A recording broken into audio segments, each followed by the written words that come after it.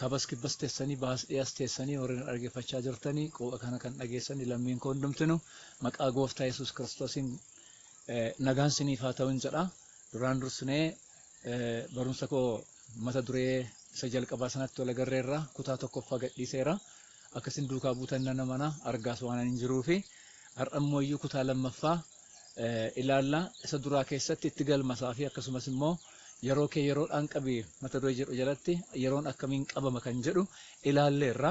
Har'ammoo iyyuu itti aansinee amalli yeroo maadha. Amalli yeroo maadha. Yeroon kan ittiin qabamu kanaaf sana erga jennee booddee isa achirraa hubachuun barbaachisaadha. Amalli yeroo maadha isa jedhu walii wajjin ilaalla. Yeroon amala qaba. Akkuma waan hundumtuu amala mataasaa qabu yeroon amala mataasaa guddaa qaba waan ta'eef amala yeroo baruun barbaachisaadha. Inni tokkoffaan mata duree isaa xiqqaa lammaffaa kana jalatti jalqabaaf xumura qaba yeroon. Yeroon jalqabaaf xumura qaba. Macaafa lallabaa boqonnaa 3:1-8 yeroo ilaalletti wanni hundumtuu akka yeroo qabu Salamoon dachaa 14 cimdii 14 dubbateetu tokko isaaniif immoo 28 yeroo qaba eekaa'e. Dhalachuuf yeroo qaba, du'uuf yeroo qaba, dhaabuuf yeroo qaba, buqqisuuf yeroo qaba, ijaaruuf yeroo qaba, diiguuf yeroo qaba. Kan kana fakkaatan wanni hundumtuu jalqabee iddootti xumuruu qaba. Yeroon jalqabee iddootti xumuruu qaba taanaan sana keessatti hojiin hojjetamu yeroo sana keessatti dhumaa jechuudha. Ilmi namaa immoo uumamee gara biyya lafaatti kan inni dhufe waa tokko hojjetee kaa'ee dhalootaaf bu'aa buusee waaqa bira immoo ofiisaa kaawwatee waaqayyoof ulfina fidee akka darbuufidha. Yesuus Kiristoos yeroo jalqabee xumuruu keessatti hojii isaa xumure. Dhalatee biyya lafaa kanatti foon uffatee dhufuudhaaf yeroo qaba ture. Isa booddee immoo guddatee iddoo ga'ee yerootti hojii isa guddaa sana jalqabuuf yeroo qaba ture. Isa booddee sana immoo xumuruuf yeroo qaba ture. Macaafa Wangeelaa Yohaannis boqonnaa 17 lakkoofsa 4-5 irratti kana jedha. Hojiin hojjechuudhaaf itti na waamte hundumaa yeroo isaatti xumuree si kabajee si kabachiiseera. Amma immoo kabaja koo isa duraatti ol gara keetti na deebiseera. Yeroo isaatti xumureera jedha. Kanaaf yeroon keenya, umuriin keenya, barri keenya kun hin jalqabaa hin xumurama. Sana keessatti hojii keenya raawwannu jennaan gaddatu nu argata. Hin darba. Yeroo jalqabe umuriin keenya hin jalqabaa hin xumurama. Dhaloonni hin jalqabaa hin xumurama. Guyyaan hin jalqabaa hin xumurama. Halkan hin jalqabaa hin xumurama. Hunduu jalqabaaf xumura qaba waan ta'eef isa kana hubachuun baay'ee barbaachisaadha. Roomee boqonnaa 13 lakkoofsa 11-14ttis isa kaleessa amanne caalaa yeroon itti dammaqnu amma nu jala ga'eera jedha. Xumurarra geenyeerra. Amanneerra amantii keenya kanatti jiraannee immoo yerootti arda keenya raawwannu jala geenyeerra. Kanaaf dafnee hojii keenya xumuruun barbaachisaadha jedha garbichi Waaqayyo. Inni lammaffaan amalli yeroo maadha gaafannu to'annoo keenya aladha. To'annoo keenya aladha. Waan baay'ee to'achuu danda'eera ilmi namaa. Fardeen gaangoo luugamaan doonii gurguddaa xiyyaara gurguddaa wanna ofiisaa kalaqe to'annaa jala oolchee bineensolii shaakashiisee to'annaa jala oolchee itti dhimma ba'uu danda'eera. Yeroon garuu to'annaa keenya aladha. Yeroo to'annaa keenya ala ta'ee kan ittiin to'annu yaada Waaqayyo kutaa tokko keessatti dubbadheera. Yaada Waaqayyo itti raawwannee yeroodhaan itti hojjennee yeroon akka nun dursine yeroo dursine fiixaan baafannee yeroo to'annoo keenya ala ta'e sana hojii Waaqayyootiin, yaada Waaqayyootiin, fedha Waaqayyootiin, kaayyoo Waaqayyootiin to'annee hojjennee galma geessisnee Waaqayyoof ulfina ofii keenyaaf kaayaa gaarii dhalootaaf immoo kabaja fiduu dandeenya. Kanaaf yeroon to'annoo keenya aladha. Guyyoonni nuuf laataman otoo hin darbiin itti hojjennu kan hojjennu immoo fedha Waaqayyoo hojjechuun akka nurra jiru haa hubannu wallaalota hin taanu jedha. Efesoon boqonnaa 5 lakkoofsa 16-17 irratti garbichi Waaqayyoo Phaawulos. Inni sadaffaan yeroon amalli isaa maadha gaafa jennu gara duubaatti hin deebi'u. Gara duubaatti hin deebi'u. Kaleessi deebi'ee har'an ta'u. Kaleessi deebi'ee har'an ta'u. Darbeera. Kaleessi darbeera bakka kaleessatti isa hojjechuun nuuf malu kaleessuma hojjechuun nurra jira. Isa har'a hojjechuun nuuf malu har'uma hojjechuutu nurra jira. Darbeera. Guyyaan Waaqayyo hojjete har'adha. Faarfannaa 118 lakkoofsa 24-25 irratti garbichi Waaqayyo Daawit akkas jedha. Guyyaan Waaqayyo hojjete ishee kanadha. Isheetti haa gammannu gammachuu guddaa moo haa goonudha. Maa inni gammachuu guddaa kan nu gammachiisu yerootti hojjennedha. Yeroo duubatti hin deebine kana yeroo isaatti itti yoo hojjenne gaariidha. Gara fuulduraatti na dubbadha malee kan nuti gammannu yoo maal goonedha yoo itti hojjennedha. Lafaa kaanee gammaduu hin dandeenyu. Hojjennee yoo firii argisiisnedha. Hojjennee yoo bu'aa agarsiisnedha. Hojjennee kan itti gammannu har'a keenya yoo galfannedha. Hin darba erga darbee duuba hin deebi'u. Namoonni baay'een har'a dhaabatanii waa'ee kaleessaa gaddu gaabbu hin gaabbiin irraa baradhu malee maaliif hin deebi'u jechuudha. Akka irra hin deebine har'i kee akka hin darbee kaleessa hin taane har'atti hojjedhuuti firii gaarii galmeessiitii gammadi Waaqayyoon galateeffadhu. Kanaaf yeroon hin darba arreedee darba hin fiiga. Inni arfaffaan abbaasaa fakkaata dhaloota fakkaata yeroo unumaan fakkaata yeroo barri hamaan hin jiru dhaloota hamaa malee barri gadheen hin jiru dhaloota gadhee malee barri dhiphinaa hin jiru dhaloota dhiphina fidu malee bara Waaqayyo dhala namaaf laateera gaarii godhee laateera dhalootatu dhiphina fida dhalootatu barasaa balleessa barasaa gaarii godha dhalootatu barasaa bara boo'ichaa godha bara gammachuu godha bara gaddaa godha bara immoo faarfannaa godha bara lolaa godha bara tasgabbii nagaa godha. Dhaloota isaa fakkaata. Akkas jedhee Yaaqoob gaaf tokko Yoosef biyya Gibxiitti gaafa inni mo'u bara beelaa waan ta'eef ijoolleen obboloonni isaaf abbaan isaa gara biyya Gibxiitti erga dhufanii booddee abbaasaa mooticha Fara'oon fuulduratti dhiyeesse. Abbaa kee fidennaan hin geesse. Fara'oon mootiin Gibxii inni guddaan yeroo sana beekamaa ta'e barri kee meeqaa jedheen Yaaqoobiin barri koo gabaabduudha. Isheenuu bara gaddaati bara gidiraati maaliif ta'e? Yaaqoob mataa isaatu kana godhe. Takka waxii misiraatiin obboleessa isaa gowwoomsa. Takka abbaa gowwoomsa eebba obboleessa isaa fudhata. Isaan immoo hin ari'ame mana abbaa isaatii. Hin darbe mana Laabaan mana eessuma isaa hin gale. Achitti immoo iyyuu durba fuudhuudhaaf jedhee waggaa 7 hin bitame ofiif hin hojjenne namaaf hojjete. Waggaa 7ffaatti immoo hangafni teessuu eegoon hin heerumte jedhamee Liyaan laatamtee fi Liyaan immoo kan laabsuudha isheen jaallanne. Raaheliin jaallate. Raahelis waggaa 7 naa bitame siin laadhaa jedheen. Waa'ee Raaheliif waggaa 7 bitame. Waggaa 14 waa'ee dubartootaaf bitame yaada Waaqayyoon raawwanne. Isa booddee waggaa 20 guutuu amma immoo waggaa 6 deebisee nama sanaaf hojjete. Waliin dha'uutti ka'e deebisee. Barri isaa hundumti nu rakkina akkasiitiin darbe. Erga fuudhee immoo ijoollee dhashe. Ijoolleen dhalatan haadha furirraa dhalatan. Garba Liyaa wajjin hin ciisa. Garba Raahel wajjin hin ciisa.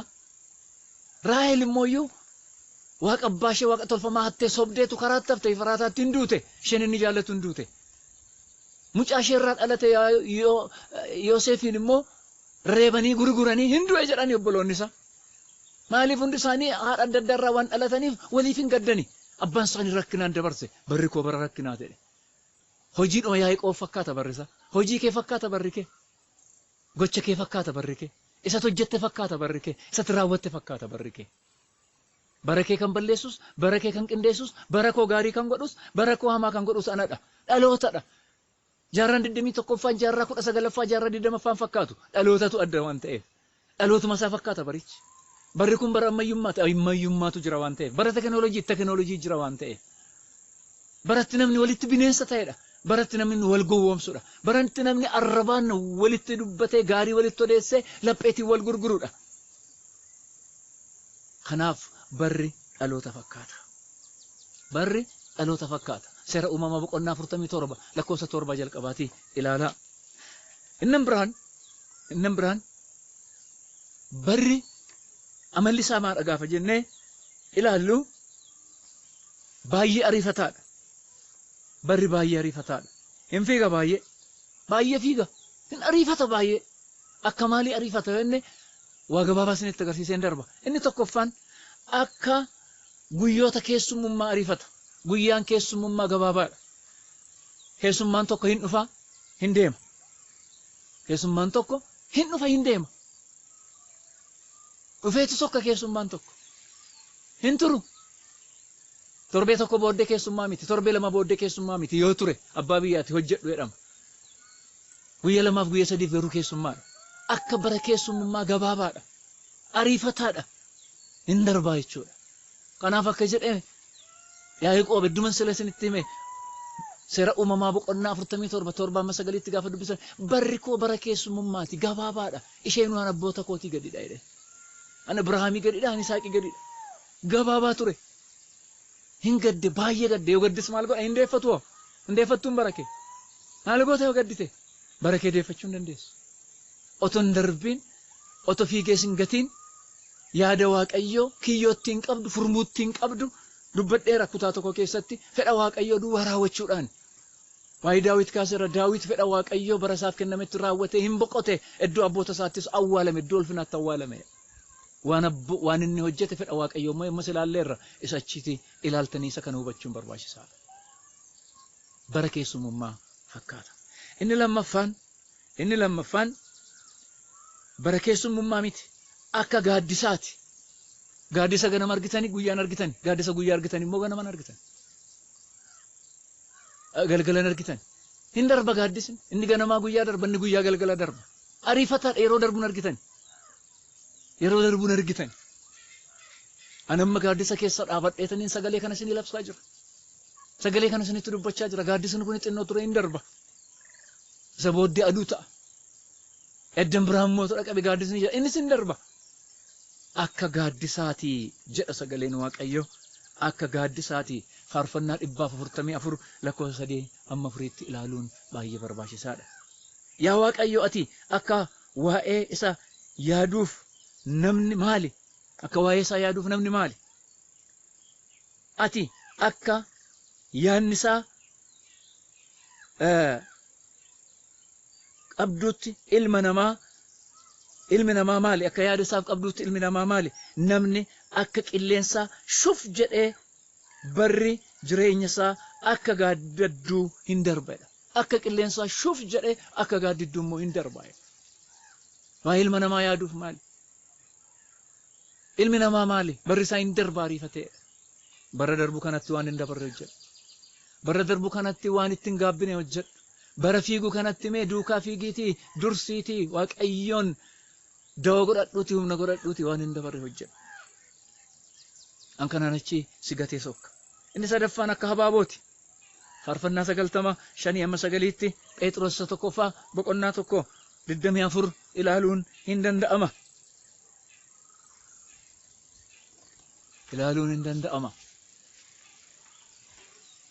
Habaaboon ganama hin daraara guyyaan cooliga.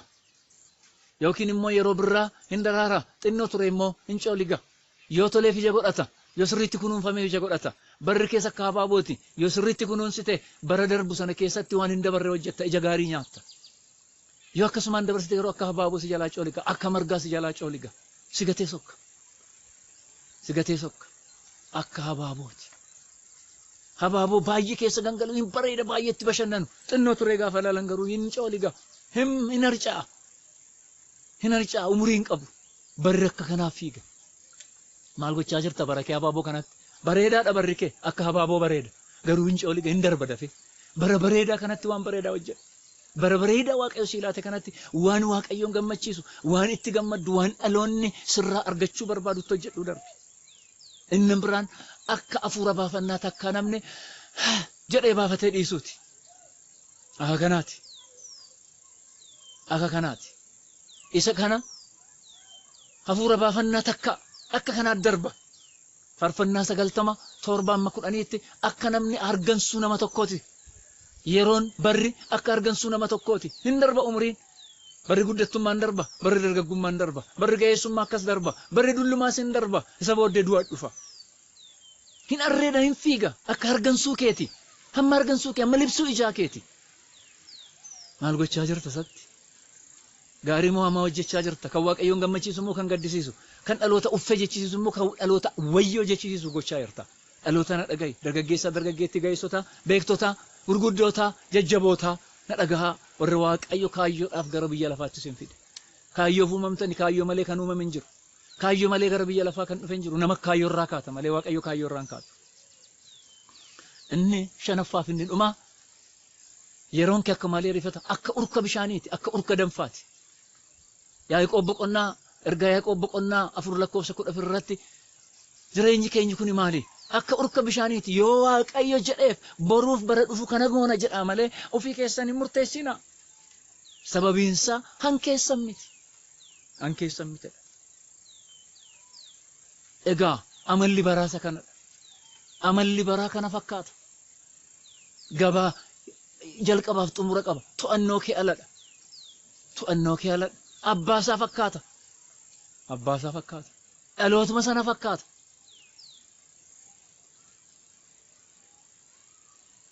Dagmoom maalidhaa? Hin ariifata. Hin ariifata. Hin ariifata. Kana keessatti maal hojjechaa jira taata? Maal hojjechaa jirta laata? Akka bara keessummummaati. Gabaabaa. Kanatti maal hojjechaa jirta? Maal gochaa jirta? Meeshin gaafadhaa maal gochaa jirta? Amma barsiisaan jira. Deebi'ee immoo akkam barsiisana jiraachuudhaaf tattaaffiin godha. Waaqayyo sanatti dubbateera. Dhaloota kanatti naa himi naan jedheera Waaqayyo. Dhaloota kanatti naa himi naan jedheera Waaqayyo. Dhaloota kanatti naa dubbadhu naan jedheera Waaqayyo. Dhaloonni kun haa hubatu yeroo isaa adda hin taanetti dabarsaa jira. Yeroo isaa adda hin taanetti gataa jira. Yeroo isaa akka hin taanetti dabarsaa jira. Dhaloota kanatti gaddeera. Dargaggeessatti dargaggeettiitti gaddeera. Gurguddootatti gaddeera. Jajjabootatti gaddeera. Kanaaf abbaan taa'ee dhala awwaala. Kanaaf akaakayyuun taa'ee dhala awwaala. Kanaaf akaakileen taa'ee dhala isaa awwaala. Kanaaf dubbiin gaggalagale. Dhaloota akkana fide. Dhaloota na gaddisiise. Ulfina koo sarbe dhaloonni. Kaayyoo korraa kaate dhaloonni. Dhaloonni yeroon isaaf laadhetti baran isaaf laadhetti yaada ani isaaf yaade kaayyoon itti isa uume raawwatee akka darbuuf itti naa himi naan jedhe. Akkuma Amoos ani harmuun funaana horiin tiksa mandaree xinnoo tokko keessan jiraadha Waaqayyo garuu ergaa natti kennee na baase kanaafan ol ba'e mana mootummaatti kanaafan ol ba'e Beetelitti baay'een beeku Beetel dariin koos raajii dubbatee yookiin qomoon koo raajii dubbatee hin beeku dubbadhu naan jedhe Waaqayyo. Ani asoo ta'e iddoon jiraadhu haalli mijaa'uu dinnaan waan mijaa'an qabu waan ta'eef waan mijaa'an hin jiru waan ta'eef meeshaan mijaa'an hin jiru waan ta'eef haalli mijaa'an hin jiru waan ta'eef akkuma argitan in the forest caakkaa keessa dhaabadheen ergaa kana isinii dabarsaa jira. Kaktaa keessa dhaabadheen ergaa kana isinii dabarsaa jira. Haalli koo mijaa'aa miti iddoon jiraadhu mijaa'aa miti qabaaf qabeenyi koo mijaa'aa miti Waaqayyo boruun mijeessa dheen yaada. Waan hin mijoomse keessa dhaabadhee garuu ergaan sii qaba ergaan koo bara kee ulfina Waaqayyoof ooshi. Bara keetti akkan gaddine kaleessa keetti akkan gaddine har'a keetti akka qullaan taane borkee akka oton biran gahiin hin hafne kaleessa irraa baradhu har'atti hojjedhu borummoo abdii godhachaa Waaqayyoon gaafachaa fuula Waaqayyootti deddeebi'aa maaliif na uumte Waaqayyo jechaa yaada Waaqayyo raawwachuun sirraa barbaada. Waaqayyo kanaaf si uume. Waaqayyo kanaaf si uume kanaaf na uume dhaloota kanaaf kaaye Waaqayyo. Akkasumaa miti kan dhufte akkasumaa miti kan dhalatte. Namni baay'een kaayyoo isa ala jiraata. Namni baay'een isa uumameef ala jiraata. Ittiin gammadu. Ittiin gammadu. Otoo beekaa guddaa ta'uu danda'anii namoonni baay'een mandarattafaniiru. Otoo hoogganaa guddaa ta'uu danda'anii namoonni baay'een tarreettafaniiru. Kaan immoo umuriin isaanii qurxamee maatiin dahee kennaa Waaqayyo biraa fudhate guddisee ulfina arguuf nagaa arguuf boqonnaa arguuf ilillee dhalasaa arguuf gammachuu dhalasaa argee gammaduuf otoo yaadu dhaloonni karaatti qurxamee hafeera. Waaqayyo qurxe Waaqayyo kana godhe Waaqayyotti ceephamaa itti himatamaa miti. Onutu kana godhe abbaasaa kana godhe. Sababni isaa bara keenya amala baraa wallaalle barri maaliif akka nuti laatame wallaalle maaliif akka uumamne akka dhalanne maaliif akka achi as baane Waaqayyo dhaloonni maal akka nurraa barbaadu Waaqayyo dhaloota gidduutti maal akka nurraa barbaadu wallaalleetu kana taane. Hinga'a jedhe Waaqayyo. Dhaloonni kun yoon dhagaye hinga'a. Barra akkasumaan dhuman barra akkasumaan darban hinga'a. Dhaloota kana iddootti deebisuun barbaada. Itti naa himi.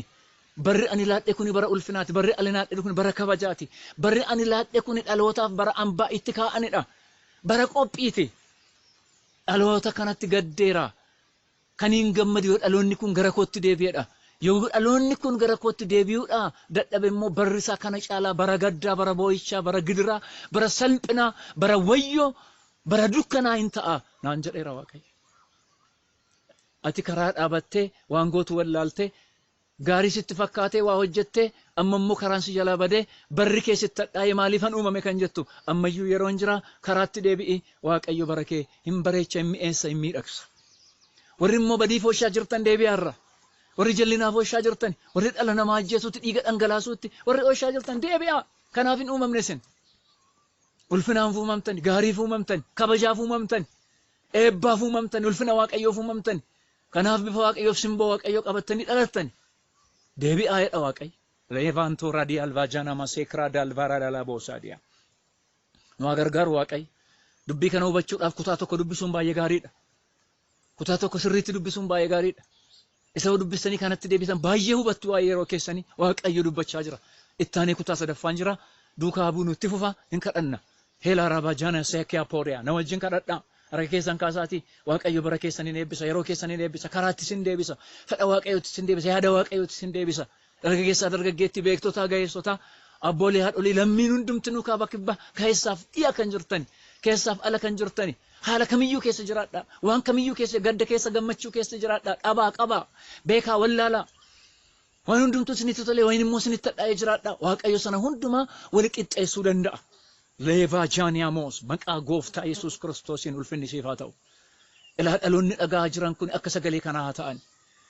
Amala baraa beekanii barri isaanii otoo isaan hin gatiin, barri isaanii otoo isaan hin dhiisin, barri isaanii otoo yaa Waaqayyo isaan buusee hin deemin yaada keetti deebi'anii, yaada kee tajaajilanii, dhalootaaf ta'anii, siif ulfina kennanii gaaf tokko lafarrattis haa ta'u waaqarratti sibraa akkuma garbichi kee lafarratti maal arganna jennaan lafarratti dachaa dhibba argattu, waaqarratti immoo mootummaa Waaqayyoo argattu. Akkuma jette ergamoota kee gaaffii Phexrosiif deebiste maqaa Yesuusiin lafarrattis waaqarrattis ulfaachuudhaaf yaa Waaqayyo bara isaanii bara ulfina, bara eebba, baratti hojjetan, baratti kabajamtu, bara ofii kee itti yaa Waaqayyo yaada mataa kee hojjettu isaaniif go. Yaa Waaqayyo anaanis na gargaari. Har'a iddoo kana dhaabbataniin ergaa kana dabarsa. Haala naa mijeessi. Yaa Waaqayyo na gargaari. Ergaa natti kennite haala naa mijeessi. Waan na barbaachisu naa mijeessi. Waan ani ittiin dabarsu naa mijeessi. Yaa Waaqayyo gooftaa sitti kenneera. Dhaloota kana keessas na kaa'e haa kadhatu dhaloonni kun. Ergaa kana duwwaa fudhachuu miti. Caalaatti ergaa kana yaa Waaqayyo sana keessa kaa'e kana booddees burqu isa guyyaa guyyaatti dubbatu dabarsuu akka hin danda'u. Dhaloonni kunis akkanaa kadhatu. Dhaloota na dhaggeeffatu. Dhaloota na dhaga'u. Kaabaaf kibba keessaaf ala kan jiru yaa Waaqayyo laphee dhaloota keessa akkanaaf kadhatan akka yaa Waaqayyo ergaa kana immoo itti dhimma ba'an gochuun fedha keef jaalala kee haa ta'u. Waaqayyo si gargaara. Barri kee bara eebbaa sii ta'a. Maqaa Yesuusiin ameen. Dhugaatii naa kadhadhaa.